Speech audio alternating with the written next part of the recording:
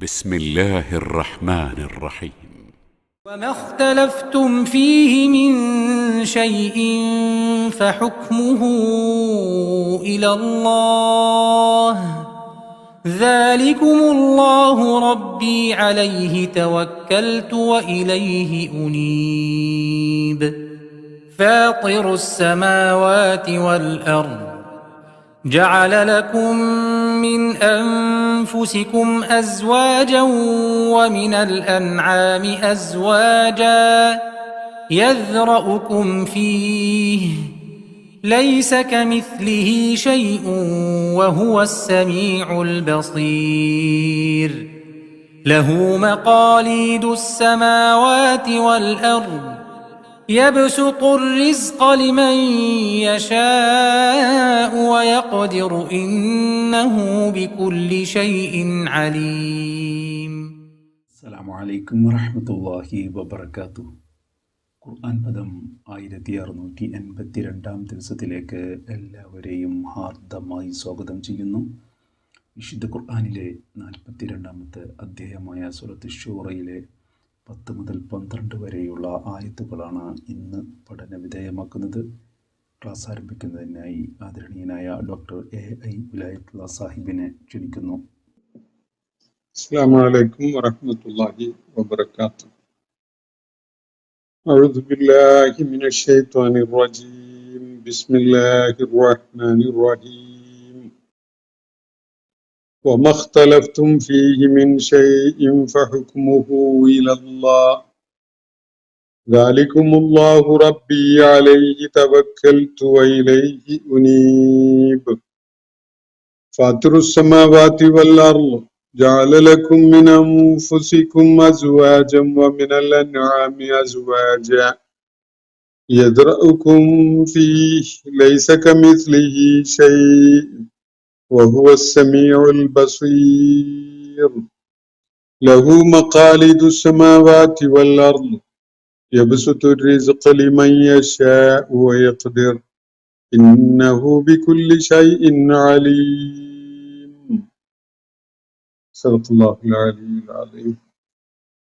സൂറത്തു ശൂറയിലെ 10 മുതൽ 12 വരെയുള്ള ആയത്തുകളാണ് ഞാൻ നിങ്ങളെ കേൾപ്പിക്കേണ്ടായിട്ടുള്ളത്.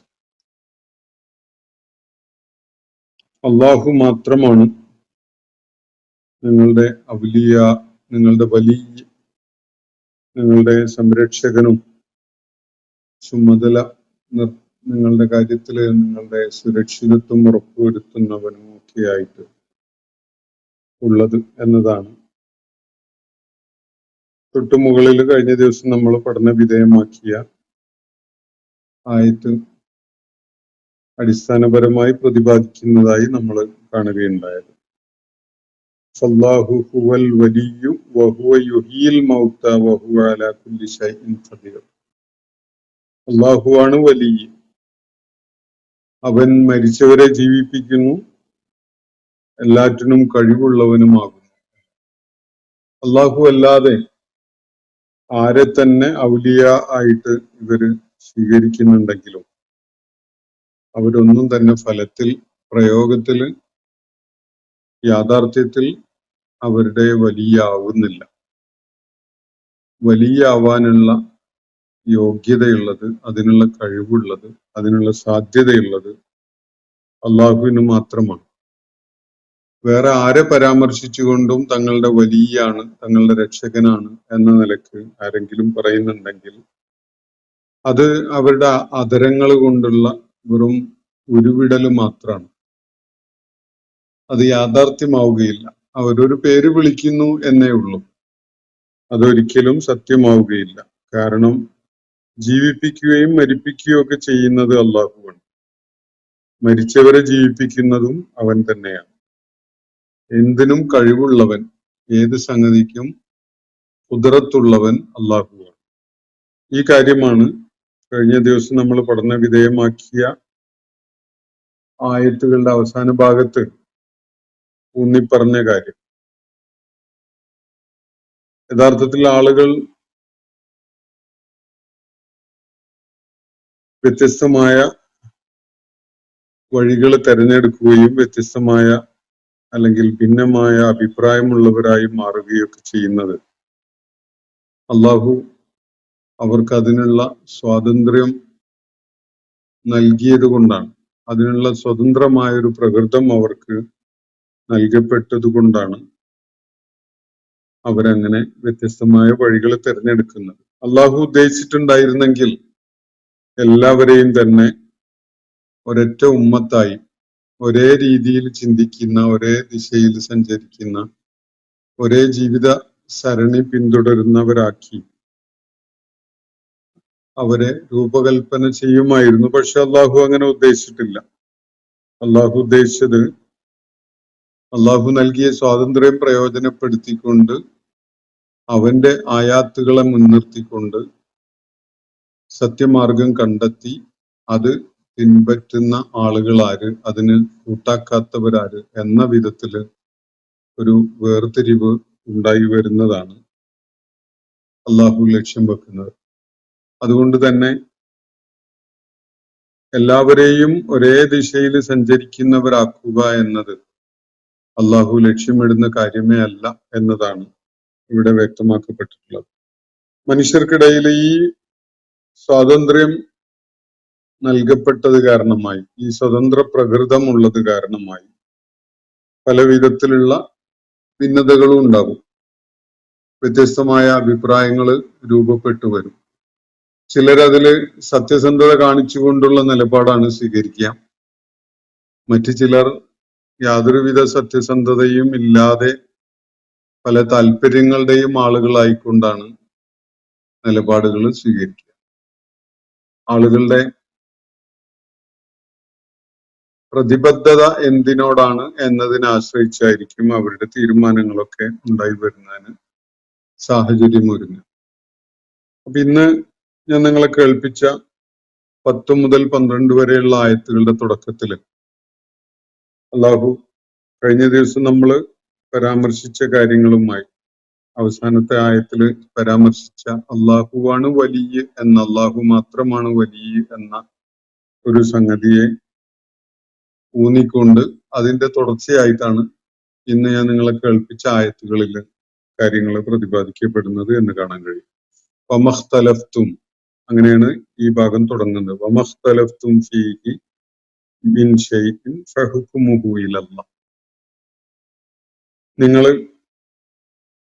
ഈ കാര്യത്തിൽ വല്ല തർക്കത്തിലുമാവുകയാണ്, അഭിപ്രായ ഭിന്നത ഉള്ളവരായി മാറുകയാണ് എങ്കിൽ, വ്യത്യസ്തമായ അഭിപ്രായം ഉള്ളവരായി മാറുകയാണെങ്കിൽ ഫഹുക്മുഹു ഇലല്ലാഹ്, അക്കാര്യത്തില് തീർപ്പ് കൽപ്പിക്കേണ്ടത് അള്ളാഹുവാണ്. അള്ളാഹുവിലേക്കാണ് നിങ്ങൾക്കിടയിലുള്ള ഈ അഭിപ്രായ ഭിന്നതകളിൽ തീർപ്പ് കൽപ്പിക്കാൻ വേണ്ടി നിങ്ങൾ തിരിയേണ്ടത്. വമഖ്തലഫ്തും ഫീഹി മിൻ ശൈഇൻ ഫഹുക്മുഹു ഇലല്ലാഹ്. നിങ്ങൾ ഭിന്നിക്കുന്നത് അത് ഏത് കാര്യത്തിലായാലും അതില് വിധി കൽപ്പിക്കേണ്ടത് അള്ളാഹുവാകുന്നു. അവൻ മാത്രമാകുന്നു അതിന് അർഹതയുള്ള, യോഗ്യതയുള്ള ശക്തി. അപ്പോ അഭിപ്രായ ഭിന്നതകൾ ഉണ്ടാകുന്നതിന് കാരണം ആളുകള് സ്വതന്ത്രമായി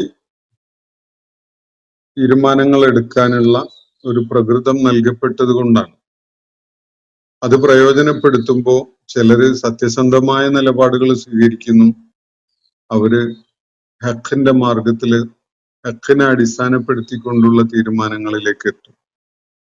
എന്നാൽ വേറെ ചില താല്പര്യങ്ങളുടെ പുറകെ പോകുന്ന ആളുകളും ഉണ്ടാവും മനുഷ്യർക്കിടയിൽ. അവര് മിഥ്യയുടെയോ അടിസ്ഥാനരഹിതമായ കാര്യങ്ങളുടെയോ ഒക്കെ പുറകെ പോകുന്നതാണ് ആ താല്പര്യങ്ങളെ സംരക്ഷിക്കുക എന്ന നിലക്ക് ചെയ്യുന്നതായിട്ട് നമുക്ക് കാണാൻ സാധിക്കും. അപ്പോ എന്ത് കാര്യത്തിലാണെങ്കിലും അത് പ്രപഞ്ച സ്രഷ്ടാവുമായി ബന്ധപ്പെട്ടുകൊണ്ടുള്ള, അവൻ നൽകിയ മാർഗദർശനവുമായി ബന്ധപ്പെട്ടുകൊണ്ടുള്ള വിഷയമായാലും, ഈ ഐഹിക ലോകത്തെ ജീവിതവുമായി ബന്ധപ്പെട്ടതായാലും, ഇനി അതല്ല പാരിത്രിക ലോക ജീവിതവുമായി ബന്ധപ്പെട്ടുകൊണ്ടുള്ളതാണെങ്കിലും, ഏത് കാര്യത്തിലാണെങ്കിലും അവര് അഭിപ്രായ ഭിന്നതയുള്ളവരായി മാറുന്നുവെങ്കിൽ അതില് ഒരു വിധി കൽപ്പിക്കുക എന്നത് അള്ളാഹുവിന് മാത്രം സാധിക്കുന്ന ഒരു കാര്യമാണ്. എന്ന് പറഞ്ഞാൽ അള്ളാഹു നൽകിയ നിർദ്ദേശങ്ങളുടെയും വെളിപ്പെടുത്തലുകളുടെയും ഒക്കെ അടിസ്ഥാനത്തിൽ തീരുമാനിക്കപ്പെടാവുന്ന കാര്യങ്ങൾ ഉണ്ടാകും. അള്ളാഹുവിന്റെ അടുക്കലേക്ക് തിരികെ അയക്കപ്പെടുന്ന ഘട്ടത്തിൽ തീരുമാനിക്കപ്പെടുന്ന കാര്യങ്ങളൊക്കെ ഉണ്ടാകും. അപ്പോ വമഖ്തലഫ്തും ഫീഹി, നിങ്ങൾ ഏത് കാര്യത്തിലാണ് ഭിന്നതയിലായിട്ടുള്ളതെങ്കിലും മിൻ ഷൈഇൻ ഫഹുക്മുഹു ഇലല്ലാഹ്, അതിന്റെ വിധി തീർപ്പ് അക്കാര്യത്തിൽ നിർവഹിക്കപ്പെടേണ്ടത് അള്ളാഹുവിനാലാണ്. അവനിലേക്കാണ് അത് നിങ്ങൾ തിരിക്കേണ്ടത്, മടക്കേണ്ടത്. ദാലികുമുല്ലാഹു റബ്ബി അലൈഹി തവക്കൽതു, എന്നിട്ട് പറയുകയാണ് ദാലികുമുല്ലാഹു, ആ അള്ളാഹു ഉണ്ടല്ലോ, മനുഷ്യർ തർക്കത്തിൽ ഏർപ്പെടുമ്പോ അല്ലെങ്കിൽ അഭിപ്രായ ഭിന്നതയിലാകുമ്പോ അതില് തീർപ്പ് കൽപ്പിക്കാനുള്ള അധികാരമുള്ളവൻ ആ അള്ളാഹു, അവനാണ് റബ്ബി, അവനാണ് എൻ്റെ നാഥൻ എന്നാണ് ഇവിടെ പറയുന്നത്. അപ്പൊ ഈ വാചകങ്ങൾ ആരാണ് അതിന്റെ നരേറ്ററായിട്ട് അല്ലെങ്കിൽ അതിന്റെ വക്താവായിട്ട് ആരാണ് സംസാരിക്കുന്നത് എന്നത് പ്രസക്താണ്. നമ്മൾ ഇതിന്റെ മുകളിലുള്ള കാര്യങ്ങൾ ആയത്തുകൾ വായിച്ചപ്പോ കദാലിക ഔഹൈന ഇലൈക എന്നൊക്കെ ഉള്ളടത്ത് വായിച്ചപ്പോ വലൗ ശാ അല്ലാഹു, ഇവിടെയൊക്കെ വ്യത്യസ്തമായ ഈ വക്താക്കളായി നരേറ്ററാണ് ഉണ്ടായിരുന്നത് എന്ന് കാണാൻ കഴിയും. കദാലിക ഔഹൈന ഇലൈക എന്ന ഈ 7ാമത്തെ ആയത്ത് അത് അള്ളാഹു നേരിട്ട് ബഹുവചന രൂപത്തിൽ സംസാരിക്കുന്നതാണ് നമ്മൾ കണ്ടത്.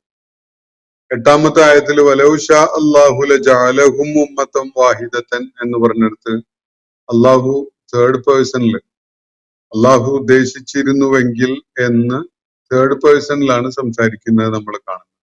അള്ളാഹു നേരിട്ട് സംസാരിക്കുന്ന പോലെയല്ല, അള്ളാഹുവിനെ പരാമർശിച്ചുകൊണ്ട് ഒരു മറ്റൊരാള് സംസാരിക്കുന്ന വിധത്തിലാണ് അവിടെ നരേഷൻ ഉണ്ടായിരുന്നത്. ഇനി ഇവിടെ നമ്മൾ ആരാണ് സംസാരിക്കുന്നത് എന്നത് ഈ വിവരണത്തിൽ നിന്ന് വെളിപ്പെടുന്നുണ്ട്. അമിത്തഹദു മിൻ, ഇന്ന് ഞാൻ നിങ്ങളെ കേൾപ്പിച്ച ആ ഭാഗം, വമഖ്തലഫ്തും ഫീഹി മിൻ ഷൈഇൻ ഫഹുക്മുഹു ഇലല്ലാഹ്, നിങ്ങൾ എന്തെങ്കിലും ഒരു ഭിന്നതയിൽ അകപ്പെടുകയാണെങ്കിൽ അക്കാര്യത്തിൽ തീർപ്പ് കൽപ്പിക്കേണ്ടവൻ, അക്കാര്യത്തിൽ വിധി കൽപ്പിക്കേണ്ടവൻ അള്ളാഹുവാണ് എന്ന് സൂചിപ്പിച്ചിട്ട് അള്ളാഹു അഭിസംബോധിത സമൂഹത്തെ അഭിമുഖീകരിച്ചുകൊണ്ട് ഇവിടെ സംസാരിക്കുന്നത് ആരാണ് എന്ന് നോക്കുക. ദാലികുമുല്ലാഹു റബ്ബി അലൈഹി തവക്കൽതു വഇലൈഹി ഉനീബ്, ഇവിടെ സംസാരിക്കുന്നത് അള്ളാഹുവിന്റെ പ്രവാചകനാണ് എന്ന് കാണാൻ കഴിയും.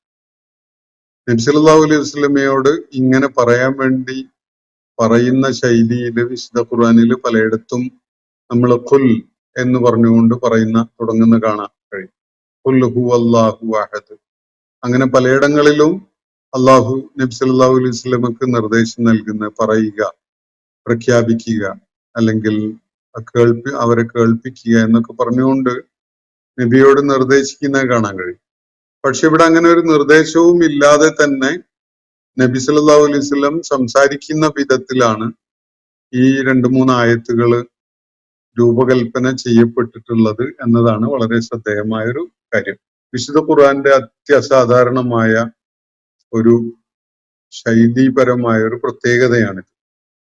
ഖുർആനിലല്ലാത്ത മറ്റൊരു രചനയിലും നമുക്ക് ഇങ്ങനെ സംസാരിക്കുന്ന ആള്, നരേറ്റർ നിരന്തരം മാറിക്കൊണ്ടിരിക്കുന്നതും അങ്ങനെ മാറുന്നുണ്ട് എന്നതിന് ഉള്ള ഒരു സൂചന നൽകാതിരിക്കുന്നതുമായിട്ട് ഒരു ശൈലി, അങ്ങനെ ഒരു ശൈലിയിൽ കാര്യങ്ങൾ നരേറ്റ് ചെയ്യപ്പെടുന്നത് ഖുർആനല്ലാത്ത ഒരു രചനയിലും കാണാൻ കഴിയില്ല.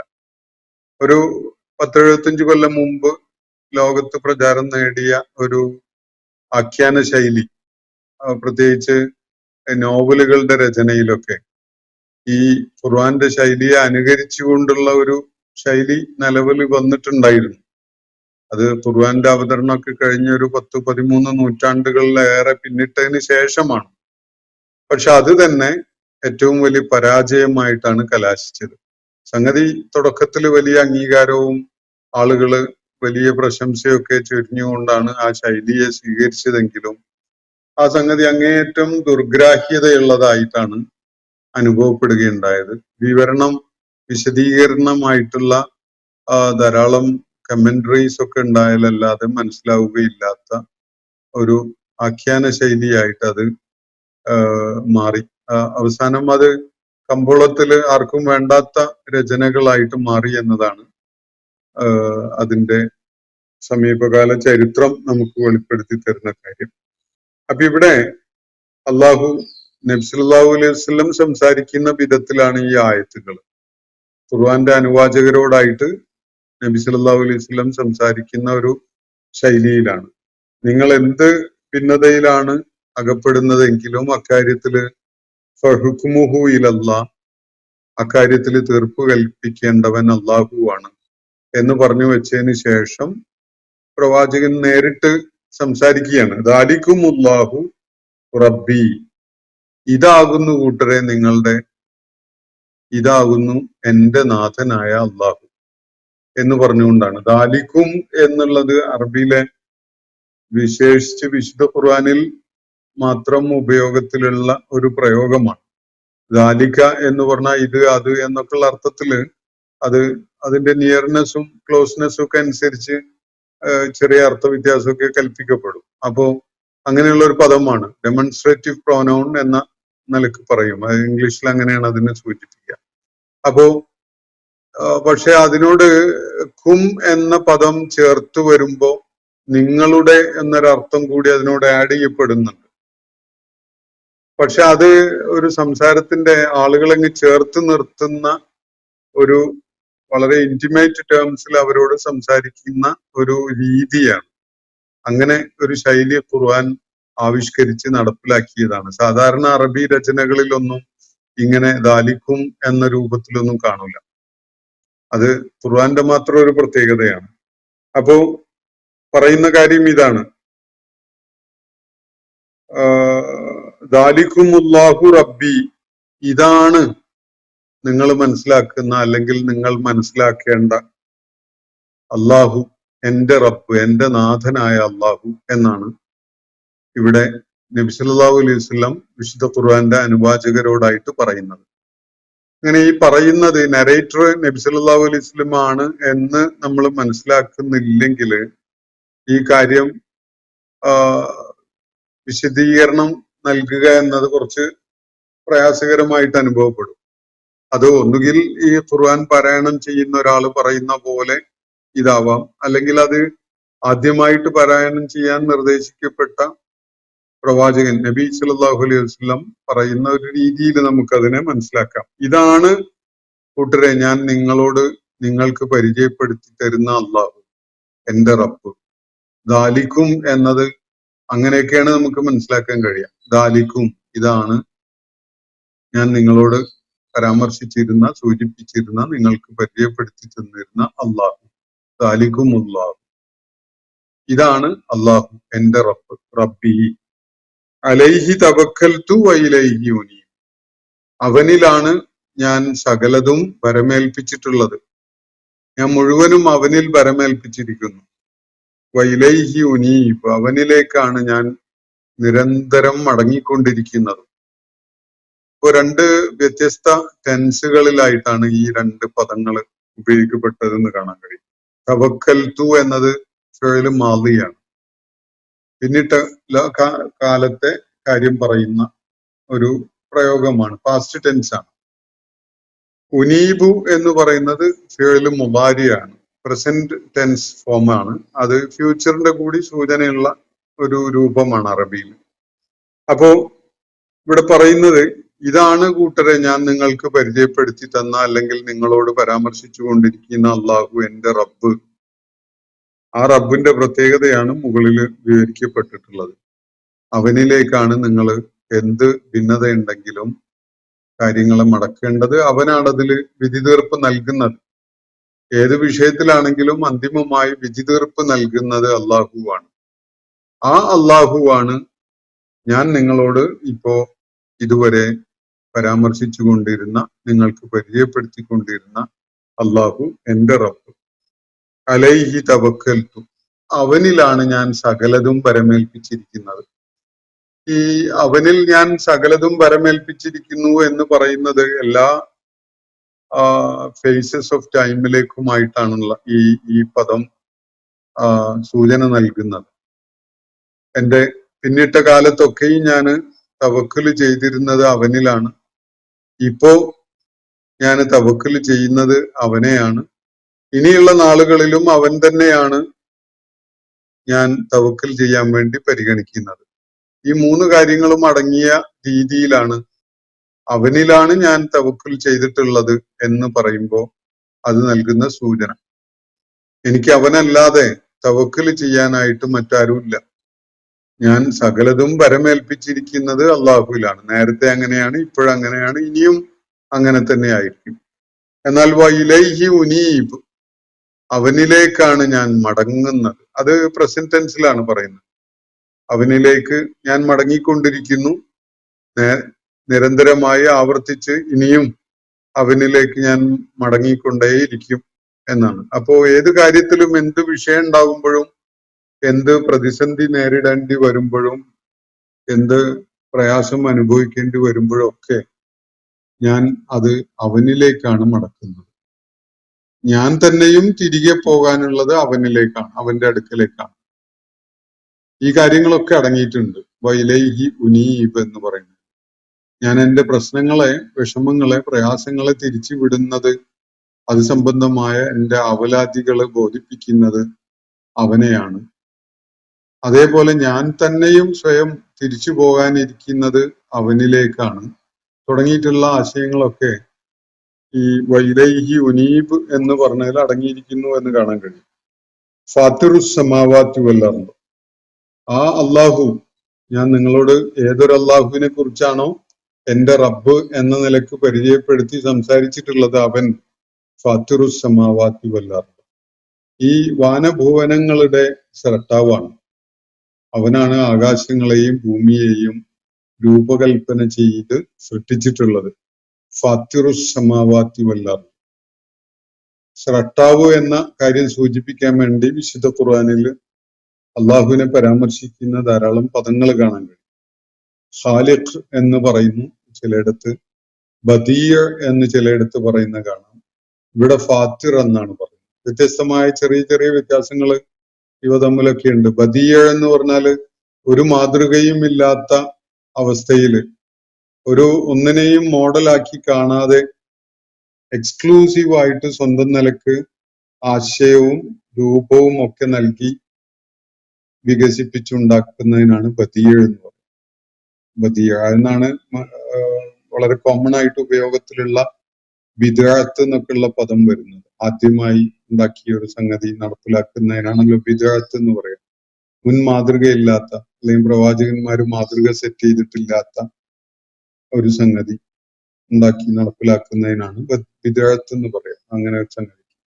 അപ്പൊ അള്ളാഹുവിന്റെ സ്രഷ്ടാവ് എന്നുള്ള നിലക്കുള്ള ഒരു വലിയ പ്രത്യേകത തന്നെ അള്ളാഹു ബദീഅ ആണ് എന്നാണ്.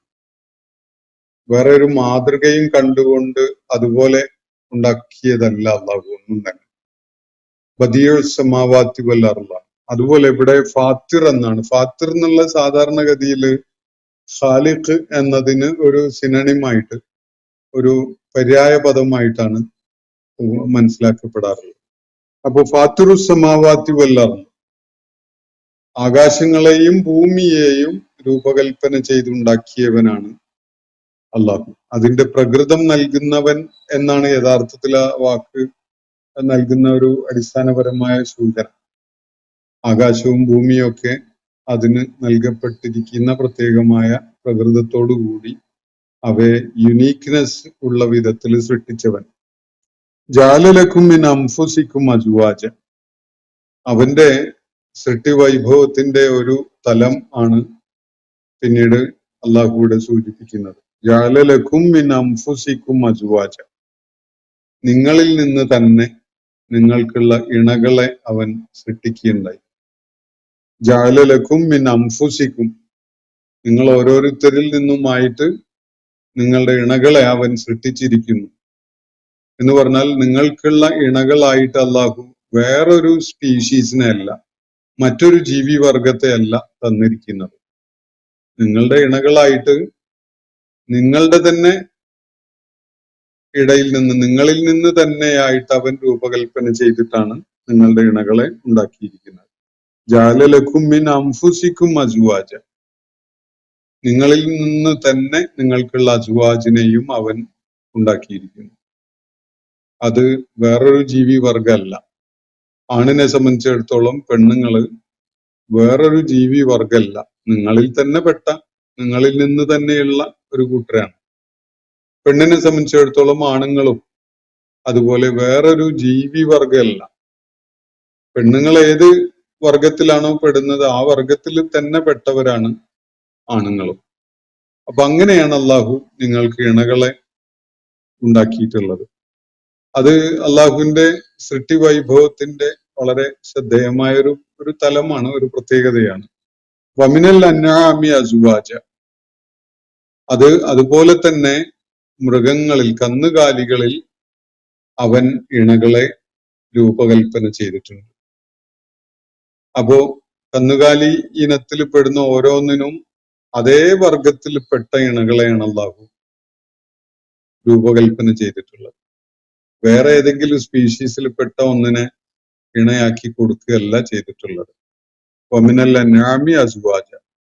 എന്നിട്ട് തുടർന്ന് അത് അള്ളാഹുവിന്റെ സൃഷ്ടി വൈഭവത്തെ സാന്ദർഭികമായിട്ട് മൃഗങ്ങളുടെ കാര്യത്തിൽ, കന്നുകാലികളുടെ കാര്യത്തിൽ കൂടി അവൻ എന്താണ് ചെയ്തത് എന്നത് ചൂണ്ടിക്കാണിക്കുകയാണ് അവിടെ.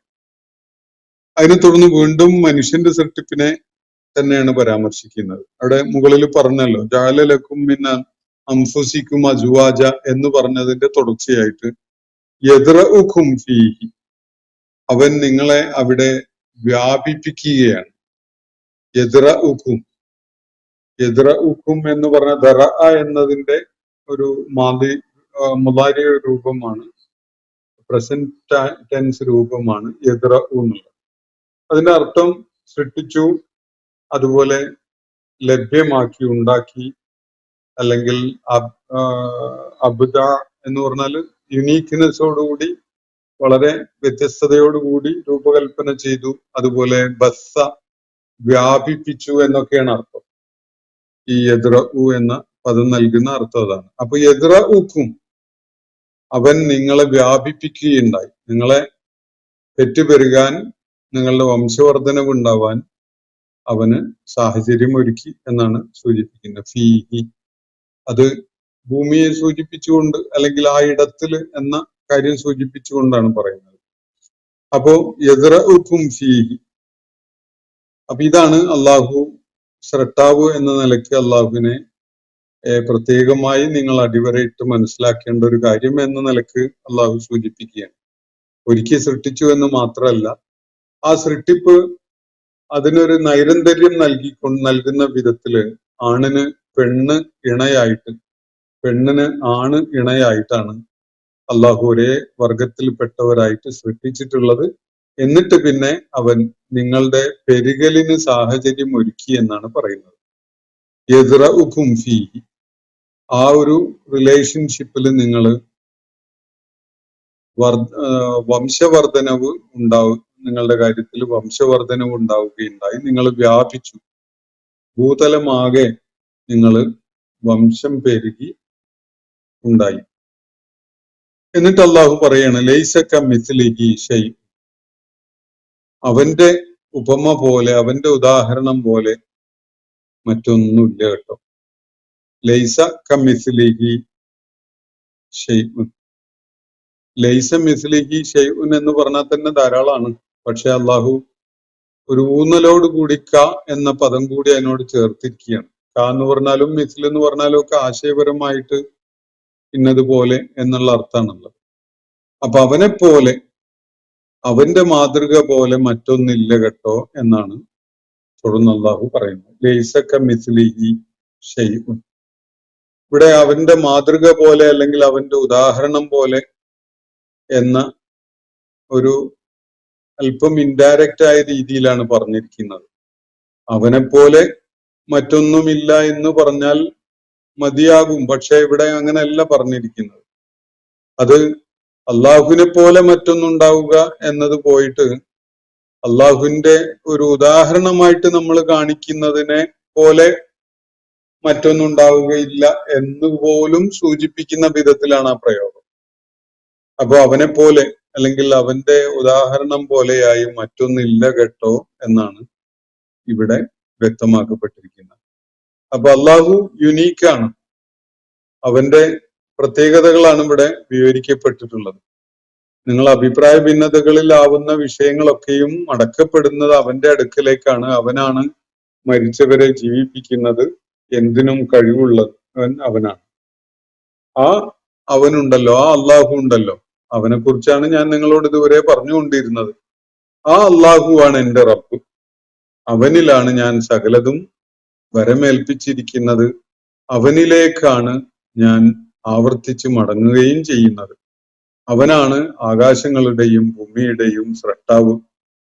നിങ്ങളുടെ ഇണകളെ നിങ്ങളുടെ വർഗങ്ങളിൽ നിന്ന് തന്നെയായി രൂപകൽപ്പന ചെയ്ത് തന്നിട്ടുള്ളത് അവനാണ്. മൃഗങ്ങളുടെ കാര്യത്തിലും കന്നുകാലികളുടെ കാര്യത്തിലും അവരുടെ തന്നെ വർഗത്തിൽപ്പെട്ട ഇണകളെ അവൻ സൃഷ്ടിച്ചിട്ടുണ്ട്.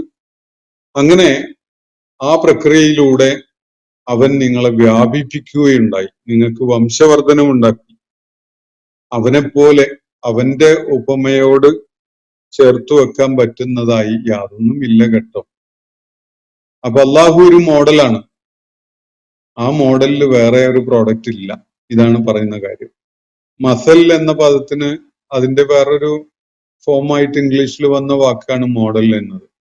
അപ്പൊ അള്ളാഹുവിന്റെ ആ മോഡൽ എന്ന് പറയുന്നത് അത് എക്സ്ട്രീം യുണീക്ക്നെസ് ഉള്ള ഒരു മോഡലാണ്. അതിന് ഒരു റെപ്ലിക്ക ഇല്ല, അതിന് വേറൊരു പതിപ്പില്ല. അത് നിങ്ങൾക്ക് ഇമാജിൻ ചെയ്തുണ്ടാക്കാൻ പോലും സാധ്യമല്ല.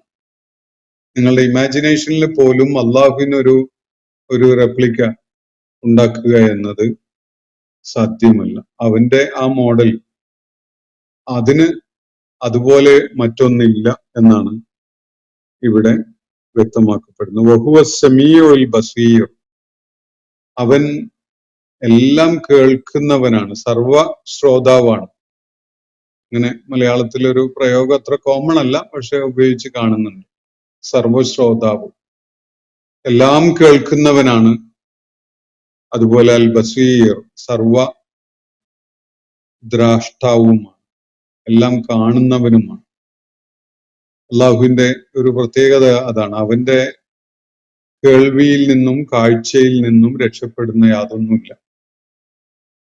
അവന്റെ കേൾവിയും കാഴ്ചയും പതിയാത്തതായിട്ട് യാതൊന്നുമില്ല. അവന്റെ അറിവിൽപ്പെടാത്തതായി, അവന് കേൾക്കാനോ കാണാനോ കഴിയാത്തതായിട്ട് യാതൊന്നുമില്ല.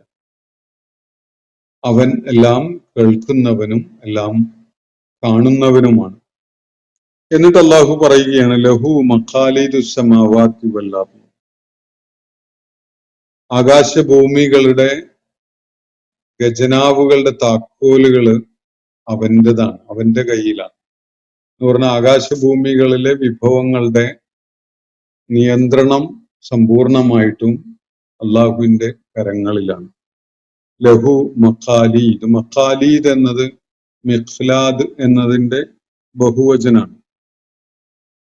മിഖ്ലാദ് എന്ന് പറഞ്ഞാൽ മിഫ്താഹ് എന്ന് തന്നെയാണ് അർത്ഥം. അപ്പോ മിഫ്താഹ് എന്ന് പറഞ്ഞ താക്കോൽ, നമ്മള് ഈ പദം മിഫ്താഹുൽ ഖസാഇൻ എന്ന അർത്ഥത്തിലാണ് അറബി ഭാഷയിൽ ഉപയോഗിക്കപ്പെടുന്നത്. ഇവിടെ ഖുർആൻ സൂചിപ്പിക്കുന്നത് അങ്ങനെയാണ്. അള്ളാഹുവിന്റെ ഖസാഇനുകളുടെ, ഖസാഇൻ എന്ന് പറഞ്ഞാൽ ഖസാനയുടെ ബഹുവചനാണ്. ഖസാനയാണ് മലയാളത്തിലെ നമ്മളുടെ ഖജാന, ഖജനാവ് എന്നൊക്കെ പറയുന്ന സംഗതി. അപ്പൊ അള്ളാഹുവിന്റെ ഖജനാവുകളുടെ, ആകാശഭൂമികളിലെ അള്ളാഹു ഒരുക്കി വെച്ചിരിക്കുന്ന അമൂല്യമായ വിഭവങ്ങളുടെ ഒക്കെ സൂക്ഷിപ്പ് കേന്ദ്രങ്ങൾ, അതിന്റെയൊക്കെ താക്കോൽ അള്ളാഹുവിന്റെ കയ്യിലാണ്, അള്ളാഹുവിൻ്റെതാണ് എന്ന് പറഞ്ഞാൽ ആകാശഭൂമികളിലെ സകല വിഭവങ്ങളുടെയും സമ്പൂർണമായ അധികാരി അള്ളാഹുവാണ്. ആർക്ക് എത്ര അളവിൽ എപ്പോ എങ്ങനെ വിതരണം ചെയ്യണം, നൽകണം എന്നതൊക്കെ തീരുമാനിക്കുന്നത് അവന്റെ ഇച്ഛപ്രകാരമാണ്. അവനാണ് അതിന്റെ മഖാലീദ് ഉടമപ്പെടുത്തിയിട്ടുള്ളത്. ലഹു മഖാലീദു സമാവാതി വൽ അർദ്. എന്നിട്ട് അവന്റെ ഒരു നയം അല്ലാഹു തുടർന്ന് വ്യക്തമാക്കുകയാണ്. യബ്സുത്തു റിസ്ഖ ലിമൻ യശാഉ വയഖ്ദിർ. അവൻ ഉദ്ദേശിക്കുന്നവർക്ക് അവന്റെ റിസ്ഖിനെ, വിഭവങ്ങളെ അവൻ നീട്ടി അയച്ച് ഉദാരമായിട്ട് നൽകുന്നു. യബ്സുത്തു എന്ന് പറഞ്ഞാൽ നീട്ടിക്കൊടുക്കുക എന്നാണ്. എന്ന് പറഞ്ഞാൽ യാതൊരു ലുബ്ധവും ഇല്ലാതെ, യാതൊരു നിയന്ത്രണമോ പരിധിയോ പരിമിതിയോ ഒന്നും ഇല്ലാത്ത വിധത്തിൽ നൽകുന്നതാണ് ഉദ്ദേശിക്കപ്പെടുന്നത്. അതുപോലെ വയഖ്ദിർ, നിയന്ത്രണത്തോടു കൂടി നൽകുകയും ചെയ്യുന്നു. അതും അള്ളാഹുവിന്റെ തീരുമാനമാണ്. അവൻ ഉദ്ദേശിക്കുന്നവർക്ക് അവൻ യാതൊരു നിയന്ത്രണവും ഇല്ലാതെ നൽകുന്നു. അവൻ ഉദ്ദേശിക്കുന്നവർക്ക് അവൻ പരിമിതമായി, നിയന്ത്രിതമായി മാത്രം നൽകുന്നു. ഇന്നഹു ബികുല്ലി ശൈഇൻ അലീം. എല്ലാറ്റിനെ കുറിച്ചും അറിവുള്ളവനാണ് അവൻ. തീർച്ചയായിട്ടും അള്ളാഹു എല്ലാം അറിഞ്ഞും മനസ്സിലാക്കിയുമാണ് ചെയ്തുകൊണ്ടിരിക്കുന്നത്. ഇത് റാൻഡമായിട്ട് ചിലർക്ക് അവന് തോന്നിയ വിധത്തിൽ നൽകുന്നു, വേറെ ചിലർക്ക് വളരെ നിയന്ത്രിതമായ വിധത്തിൽ മാത്രം നൽകുന്നു എന്ന് പറയുമ്പോൾ ഇതിനൊരു വ്യവസ്ഥയും സംവിധാനവും ഇല്ല. ആർക്ക് കൂടുതൽ കൊടുക്കണം, ആർക്ക് കുറച്ച് കൊടുക്കണം എന്നൊക്കെ തീരുമാനിക്കുന്നതിന് അവന് യാതൊരു മാനദണ്ഡവും ഇല്ല എന്നൊന്നും ആരും തെറ്റിദ്ധരിക്കേണ്ടതില്ല. അതൊരു തെറ്റായ വായനയാണ്. അങ്ങനെയല്ല, അവന് അതിനൊരു വ്യവസ്ഥയുണ്ട്, സംവിധാനമുണ്ട്, അവന് അതിനുള്ള ഒരു പദ്ധതിയൊക്കെ ഉണ്ട്. അവൻ പല കാര്യങ്ങളുമായി ബന്ധപ്പെട്ടുകൊണ്ട് തന്നെയാണ്, പല കാര്യങ്ങളും കണ്ടുകൊണ്ട് തന്നെയാണ് ചിലർക്ക് വർദ്ധിതമായ വിധത്തിൽ നൽകുന്നത്, വേറെ ചിലർക്ക് നിയന്ത്രിതമായ വിധത്തിൽ നൽകുന്നത്. ഇന്നഹു ബികുല്ലി ശൈഇൻ അലീം. എല്ലാറ്റിനെ കുറിച്ചും അറിവുള്ളവനാണ് അള്ളാഹു. അപ്പോ അള്ളാഹുവിന്റെ വിഭവ വിതരണത്തില് അള്ളാഹു കൃത്യമായി അവന്റെ ഇൽമിനെ അടിസ്ഥാനപ്പെടുത്തിക്കൊണ്ടാണ് കാര്യങ്ങൾ നിർവഹിച്ചിരിക്കുന്നത് എന്നാണ് ഇവിടെ നൽകുന്ന സൂചന. ചിലർക്ക് കൂടുതൽ കൊടുത്തിട്ടുണ്ടാവും. ആ കൂടുതലായിട്ട് നൽകിയതിന് അള്ളാഹുവിന് ചില താല്പര്യങ്ങൾ ഉണ്ടാവും, ചില സംഗതികൾ കണ്ടുകൊണ്ടാണ്. അങ്ങനെയാണ് മനുഷ്യരുടെ കൂട്ടത്തിൽ ചിലർക്ക് സാമ്പത്തിക അഭിവൃദ്ധി ഉണ്ടാക്കാൻ മറ്റ് പലരെക്കാളും ഒക്കെ വലിയ മിടുക്കുണ്ടാവും. പക്ഷെ അയാളുമായി ബന്ധപ്പെട്ടുകൊണ്ട് ഒരുപാട് ആളുകളുടെ കാര്യത്തില് അള്ളാഹു സ്വീകരിച്ച ഒരു നടപടിയായിരിക്കും കൂട്ടത്തിൽ ഒരാൾക്ക് ഈ വിധത്തില് അനിയന്ത്രിതമായിട്ട് വിഭവങ്ങളും വർധനവും ഒക്കെ നൽകുക എന്നത്. ഇത് അള്ളാഹു മറ്റു പലരെയും ഉദ്ദേശിച്ചുകൊണ്ടുള്ളതാവും, ഒരാളെ മാത്രം ഉദ്ദേശിച്ചുകൊണ്ടുള്ളതാവില്ല. അപ്പൊ അയാൾ മുഖേന അള്ളാഹു ഉദ്ദേശിച്ച എല്ലാവർക്കും ലഭിക്കട്ടെ എന്ന ഒരു തീരുമാനം അള്ളാഹുവിൻ്റെതുണ്ടാവും. വേറെ ചിലർക്ക് കുറച്ച് നൽകുമ്പോ അതിലും അള്ളാഹുവിന്റെ ഒരു ആസൂത്രണപരമായ അറിവ് പ്രവർത്തിച്ചിട്ടുണ്ടാവും എന്നതാണ് വസ്തുത. വളരെ പരിമിതമായിട്ട് മാത്രം വിഭവങ്ങൾ നൽകപ്പെട്ട ആളുകളുണ്ട്. പക്ഷെ അവരുടെ കാര്യത്തില് അവർക്ക് കൂടി പ്രയോജനപ്പെടേണ്ട വിധത്തില് വേറെ ആർക്കെങ്കിലുമൊക്കെ അള്ളാഹു കൊടുത്തിട്ടുണ്ടാവും. എന്തായാലും അള്ളാഹുവിന്റെ ആസൂത്രണം അതില് അടങ്ങിയിട്ടുണ്ട്. അള്ളാഹു ചില സംഗതികൾ കണ്ടുകൊണ്ടാണ്, അറിഞ്ഞുകൊണ്ടാണ് അങ്ങനെ ചെയ്തിട്ടുള്ളത്. ഒരാൾക്ക് ചിലപ്പോ അളവിലേറെ അല്ലെങ്കിൽ യാതൊരു കയ്യും കണക്കില്ലാത്ത വിധത്തിലാണ് വിഭവങ്ങൾ നൽകിയതെങ്കിൽ ആ ഒരൊറ്റ കാരണത്താൽ അയാള് മഹാഭാഗ്യദോഷിയായി മാറാൻ സാധ്യതയുണ്ട്. അപ്പോ അയാൾക്കൊരു പക്ഷെ അള്ളാഹു വിഭവങ്ങൾ കുറച്ചു കൊടുത്തത് അയാളോടുള്ള കാരുണ്യത്തിന്റെ ഫലമായിട്ടാവാം. അങ്ങനെയൊക്കെ മനസ്സിലാക്കണം നമ്മൾ. വിശുദ്ധ ഖുർആൻ നൽകുന്ന സൂചനകൾ അങ്ങനെയൊക്കെയാണ്. ഒരാൾക്ക് വളരെ കൂടുതൽ നൽകുന്നത് ഒരു പക്ഷേ അയാളെ ഏറെ ഉദാരനാക്കാനും അതുവഴി അയാൾക്ക് അള്ളാഹുവിന്റെ തൃപ്തി നേടാനും ഒക്കെയുള്ള സാഹചര്യവും അവസരങ്ങളൊക്കെ തുറന്നു കിട്ടുന്നതിന് വേണ്ടി ആവാം. ഇനി അതല്ലെങ്കിൽ വിഭവങ്ങൾ കൂടുതൽ കിട്ടിയ ആള് ധിക്കാരിയായി മാറുന്നുവെങ്കിൽ അയാളുടെ കാര്യത്തിലുള്ള ദൈവിക വിധി തീർപ്പ് സംഭവിക്കാൻ തന്നെ അത് കാരണമായി എന്നും വരും. അപ്പൊ ഇങ്ങനെയൊക്കെയാണത്. അപ്പോ ഇവിടെ അള്ളാഹുവിന്റെ പ്രവാചകൻ ഏതൊരു അള്ളാഹുവിനെയാണോ ഇവിടെ ജനങ്ങളുടെ മുന്നിൽ പരിചയപ്പെടുത്തിയിട്ടുള്ളത്, ആ അള്ളാഹുവാണ് ഇത്, എന്റെ റബ്ബ് എന്ന് പറഞ്ഞുകൊണ്ടാണ് ജനങ്ങളോട് ഇവിടെ സംസാരിക്കുകയുണ്ടായത്. എന്ത് ഭിന്നതയുണ്ടെങ്കിലും നമുക്ക് അത് അവന്റെ തീർപ്പിനാണ് വിടാനുള്ളത്. അവനിലാണ് ഞാൻ വരമേൽപ്പിച്ചിട്ടുള്ളത്, അവന്റെ അടുക്കിലേക്കാണ് ഞാൻ നിരന്തരമായി മടങ്ങിക്കൊണ്ടിരിക്കുന്നത്.